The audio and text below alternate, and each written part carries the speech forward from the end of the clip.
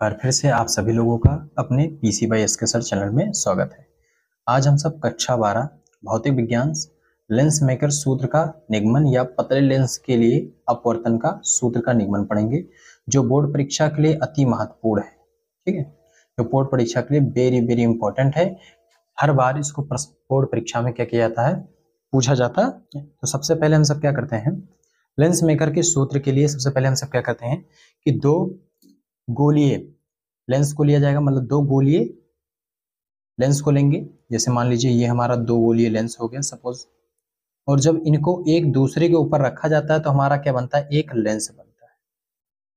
क्या बनता है, एक लेंस बनता है। अब ध्यान देखिए कि जितने भी गोले होते हैं, हर एक गोले का क्या होता है, एक केंद्र होता है।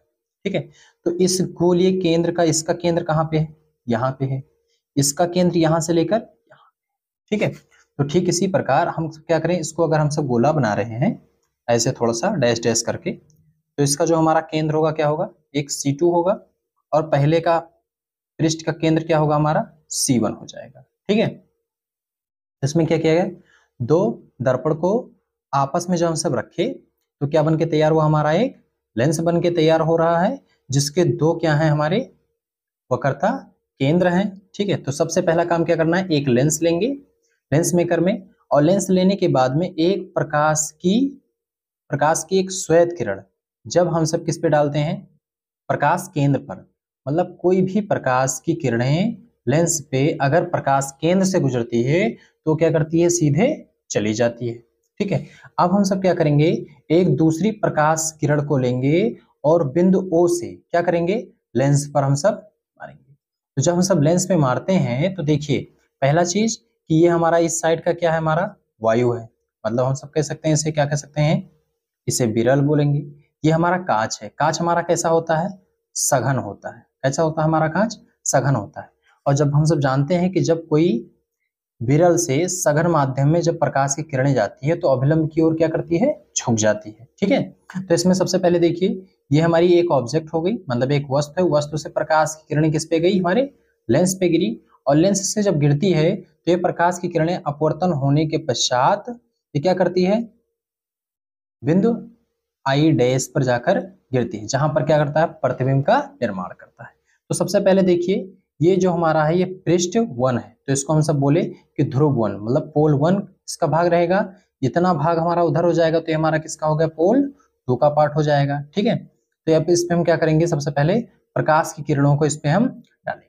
तो सबसे पहले देखिए इस बिंदु के लिए जब हम सब प्रकाश की किरणें जाती हैं इधर अपवर्तन के पश्चात क्या करती हैं, I डैश पे गिरती हैं, तथा इसके लिए जो हमें एक क्या चाहिए, सबसे पहले एक अभिलंब चाहिए। तो इस अभिलंब के लिए क्या करेंगे, यहाँ से जो हमारी प्रकाश की किरणें होंगी तो इसको हम सब नीचे की ओर लेकर आएंगे, तो हमारा बन के क्या तैयार होगा, वक्रता केंद्र तैयार होगा। किसका, पृष्ठ 1 का। किसका तैयार होगा, इधर इस साइड को हम सब बोलेंगे क्या चीज, पृष्ठ 1, और इस साइड को हम सब क्या बोलेंगे, पृष्ठ 2। ठीक है, तो ये क्या हो गया हमारा C1 मतलब वक्रता केंद्र C1 मतलब पृष्ठ 1 का हो जाएगा। इस साइड में हम सब जब देखेंगे तो यहाँ से देखिए इस जब गिरता है तो इसके लिए भी हमें क्या चाहिए, एक अभिलंब चाहिए। तो हम सब क्या करेंगे, जहां से गिर रहा है प्रकाश की किरणें उसी से एक क्या करेंगे, एक अभिलंब की हम सब निर्माण करेंगे, जिसको हम सब क्या नाम देंगे, C2 नाम देंगे। अब इसी के मध्य हम सब एक चीज जानते हैं कि देखिए जब यहाँ पर एक ऑब्जेक्ट था, पहले पृष्ठ के लिए जब ऑब्जेक्ट था तो पहले पृष्ठ का जो प्रतिबिंब था वो हमारा कहाँ बन के तैयार हुआ है, I डैश पे बन के तैयार हुआ है। और जब हम कहेंगे कि अब दूसरे पृष्ठ के लिए जो हम बात करते हैं कि दूसरे पृष्ठ के लिए, अब देखिए जब दूसरे पृष्ठ की बात करेंगे तो यहाँ पर हमारा ऑब्जेक्ट था, यहाँ से यहाँ गया, यहाँ से प्रतिबिंब बना। अब इसको इतना हिस्सा मान जाइए, भूल जाइए अभी के लिए, कुछ देर के लिए। अब यहाँ पे हम सब क्या करते हैं, एक और ऑब्जेक्ट रखते हैं, मतलब जो हमारा I डैश यहाँ पर क्या करेगा, एक ऑब्जेक्ट का काम करेगा, एक वस्तु का काम करेगा।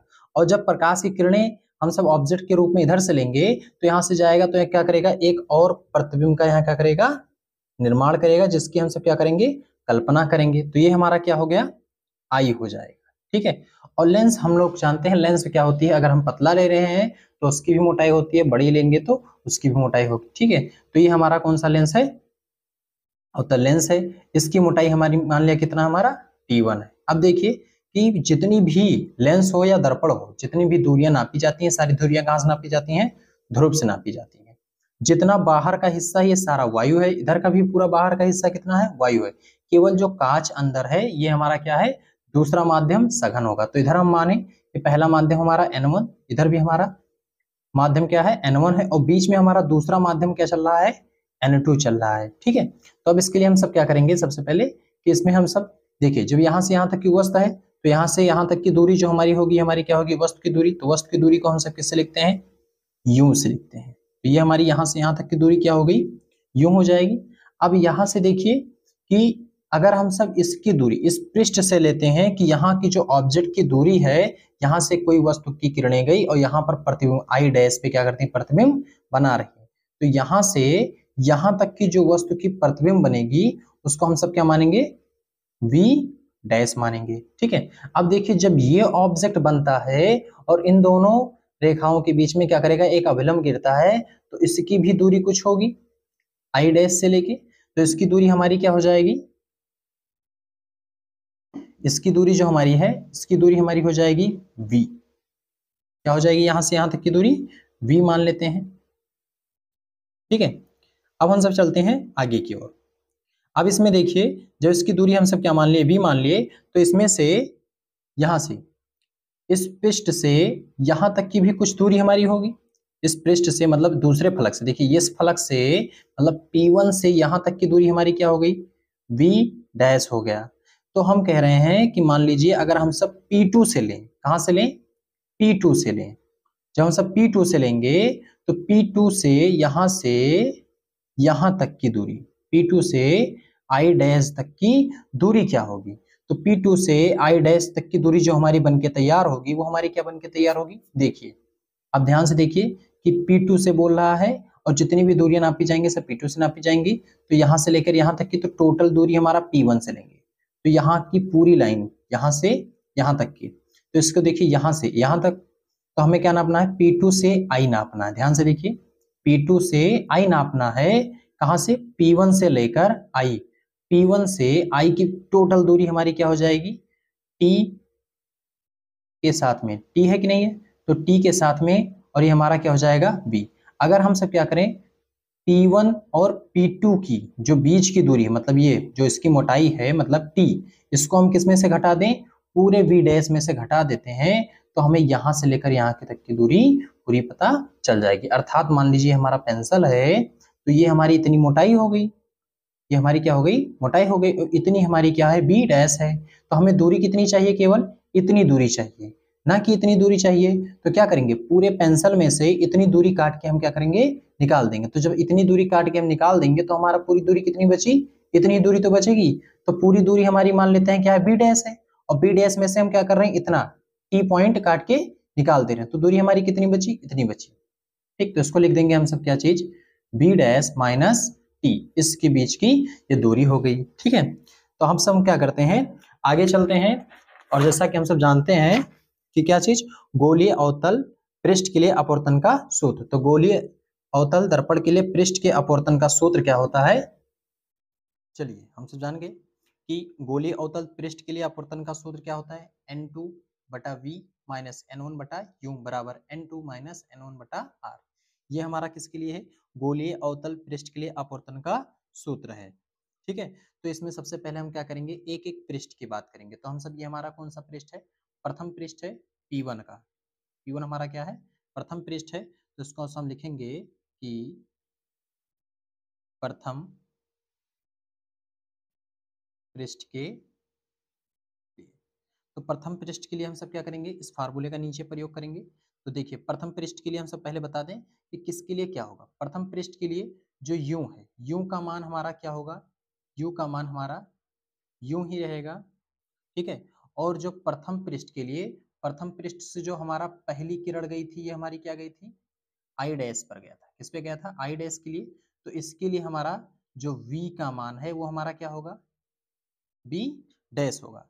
बाकी किसी में कोई चेंजिंग नहीं होगी, सारी चीजें को हम क्या करेंगे, वैसे ही रखेंगे। तो पहले इस फार्मूले को नीचे लिखेंगे, क्या लिखेंगे, N2 बटा V के जगह पे, देखो V के जगह पे क्या लिखना है, V डैश, तो V की जगह B डैश लिखे, माइनस लगाए, N1 वैसे ही रहेगा हमारा, और U के जगह पे क्या लिखेंगे, U ही लिखेंगे, बराबर लगाएंगे, ये हमारा क्या होगा, N2 माइनस n1।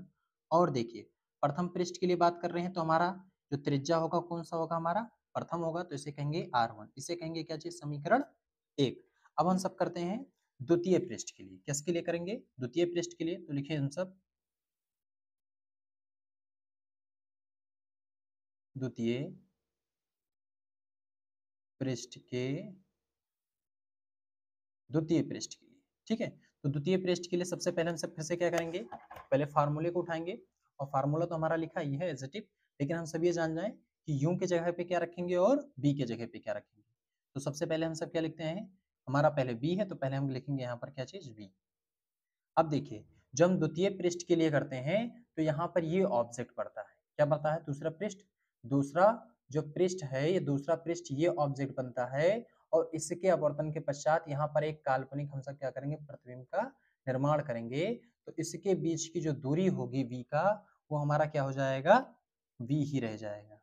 ठीक है, अब देखिए दूसरा कि जो हमारा यूं का होगा, तो मैंने कहा ये इस बार ऑब्जेक्ट बनेगा। तो इस बार जब ये ऑब्जेक्ट बनेगा तो इस ऑब्जेक्ट की जो दूरी होगी दूसरे पृष्ठ की, ये यहां से लेकर यहां तक, अर्थात यूं का जो मान होगा क्या होगा हमारा, बी डैश माइनस क्या होगा, टी होगा। ठीक है, अब हम फार्मूला उठाएंगे और फार्मूले में इसको रखेंगे, क्या लिखेंगे, n2 बटा बी माइनस n1 बटा, अब देखिए यहाँ इसकी जगह पे क्या लिखेंगे, B dash minus T, B dash minus T. और दूसरे साइड में लिखेंगे क्या चीज, n2 माइनस n1 बटा क्या चीज हो जाएगा हमारा r। अब देखिए यहीं पर ये हमारा बन गया। यदि हम क्या कहें कि यदि लेंस क्या हो जाए, अत्यंत पतला हो जाए, मतलब जो ये लेंस है, लेंस बिल्कुल से चिपक के क्या हो जाए, बिल्कुल से ऐसे खड़ा हो जाए। तो ऐसे जब खड़ा हो जाएगा तो देखिए जो हमारा टी होगा, टी क्या हो जाएगा, गायब हो जाएगा।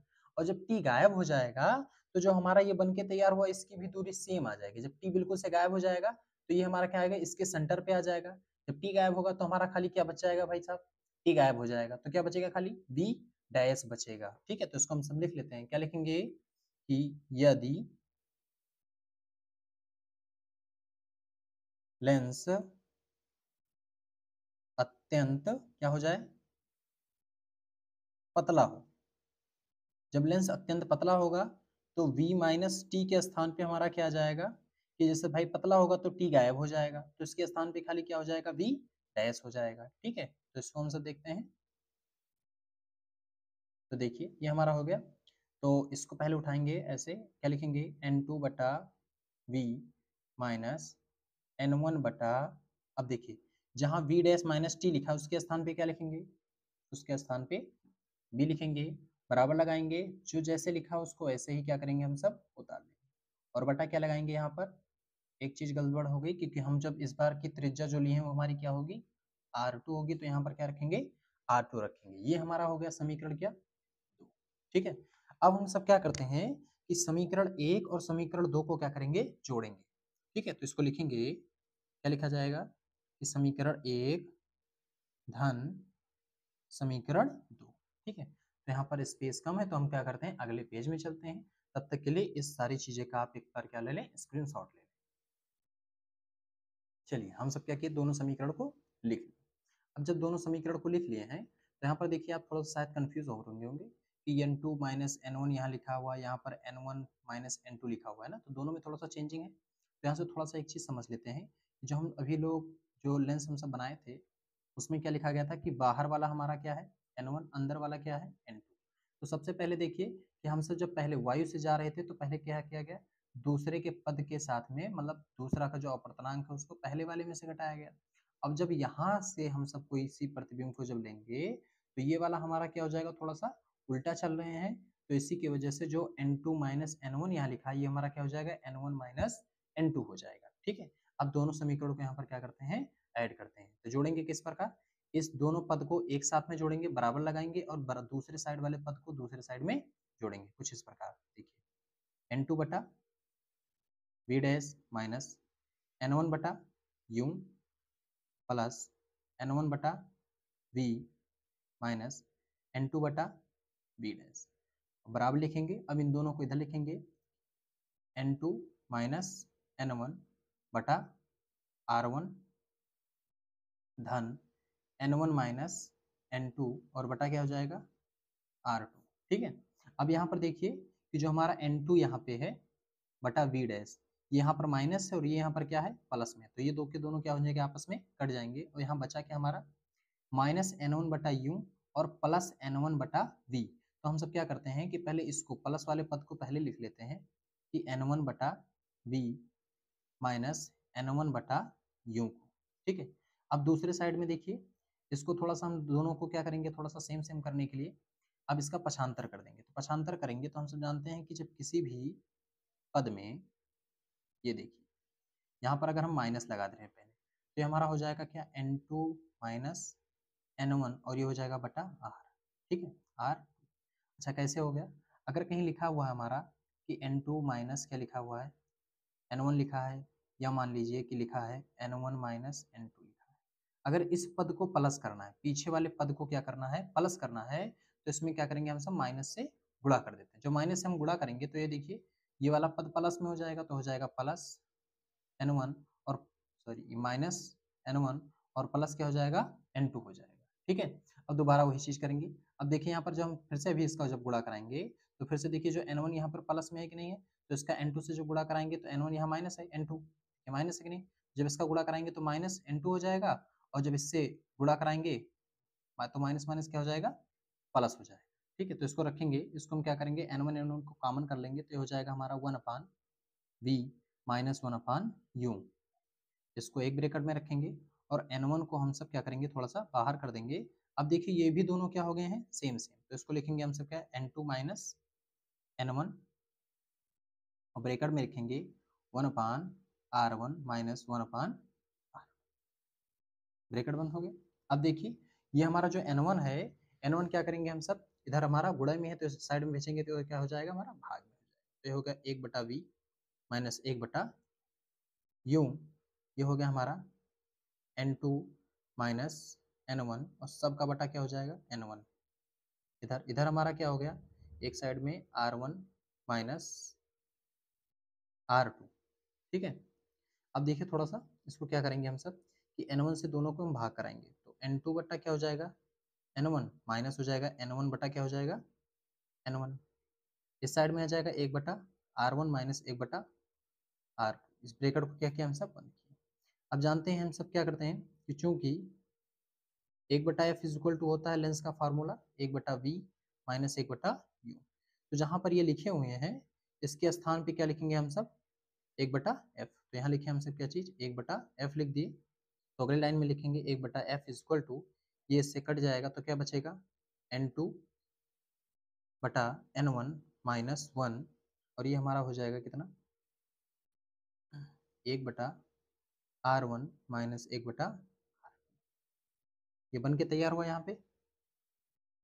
अब देखिए हम सब जानते हैं कि पहले माध्यम के सापेक्ष दूसरे माध्यम के अपवर्तनांक का सूत्र, तो पहले माध्यम के इसको हम सब ऐसे लिख सकते हैं क्या लिख दें कि 2N1 इज इक्वल टू लिखेंगे क्या चीज सॉरी N2 बटा N1, तो दूसरे माध्यम के सापेक्ष पहले माध्यम के क्या होता है ये अपवर्तनांक का सूत्र होता है। तो चूंकि माध्यम दोनों क्या हो चुके हैं एक हो चुके हैं तो इसको लिखेंगे 2N1 बटा इसको लिख देंगे केवल क्या n, तो देखिए सबसे पहले N2 बटा N1 के स्थान पे 2N1 1 लिखेंगे और 2N1 के स्थान पे क्या लिखेंगे केवल n लिखेंगे, तो हमारा जो फार्मूला बन के तैयार होगा वो क्या बन के तैयार होगा बन के 1/F is equal to n minus 1 और 1/R1 माइनस 1/R2, ठीक है। ये हमारा क्या है लेंस मेकर का सूत्र है या पतले लेंस के सूत्र का निगमन है। यदि वीडियो आप सभी लोगों को अच्छा लगा हो तो चैनल को लाइक करें सब्सक्राइब करें तथा अपने सभी मित्रों के साथ इसको शेयर करें कि ताकि उनका भी बोर्ड परीक्षा के एग्जाम में अच्छे मार्क्स आ सकें।